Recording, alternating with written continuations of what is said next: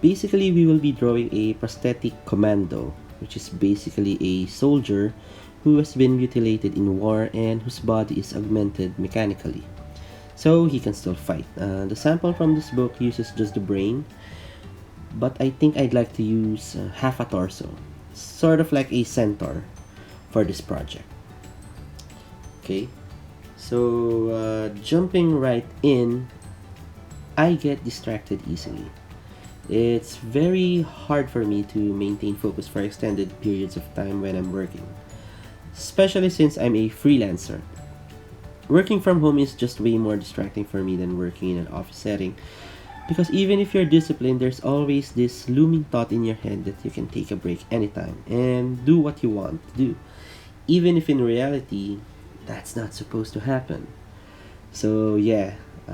Lack of focus is an issue, and over the years, I've found ways to deal with this.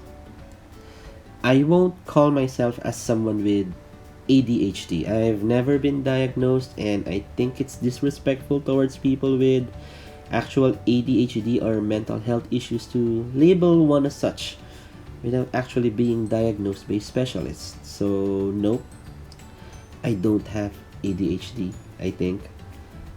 What I do know is that my mind tends to wander when I sit in one place for far too long.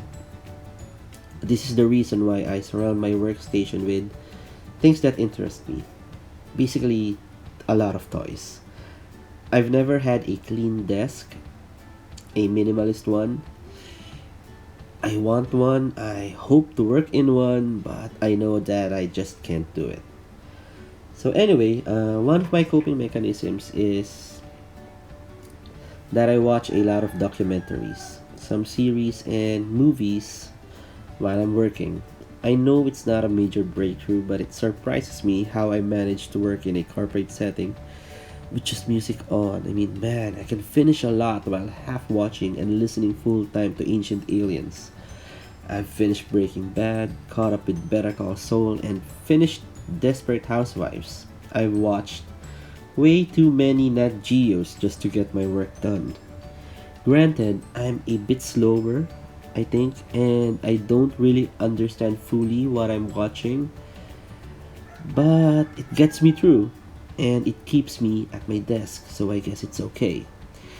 Music, that's sort of a no brainer. I listen to a lot of music on Spotify, often by bands I like, and when I feel really bored but I need to focus on what I do, I listen to random playlists and it keeps me going. So, music is basically a no brainer. Coffee, I drink a lot of coffee. I'm not fancy though, and I can't identify beans by their aroma, nor do I care too much about how I brew them, but brewed coffee always wakes me up, and I feel more in control of my mental state because of it. Often it's just black because I like how bitter it is. I can't focus nor do anything properly, I think, without coffee. Breaks. I take quite a lot, especially when my mind is just going places. I think it's better to do focused work for 25 minutes and then take a 5-minute break to tinker with your toys rather than to spend hours working mindlessly. It's crazy how simple yet very effective this technique is, and it's called the Pomodoro technique. I use an online timer to do this, and there's quite a lot out there, but I go to tomatotimer.com for my Pomodoro fix. Last but not the least, I should say, is to use a list. I always make lists, and that's the primary reason why I subscribe to Evernote. All of my daily tasks are written there, and when I think I'm starting to procrastinate, what I do is I write all of the steps that I need to do in order to get a project done. I know it's kind of OC, but I find that I get lazy on projects that overwhelm me. So instead of thinking about the whole project, I force myself to break the whole thing down to as small chunks as possible that I can take on one at a time. And a list basically is what makes this way more manageable for me.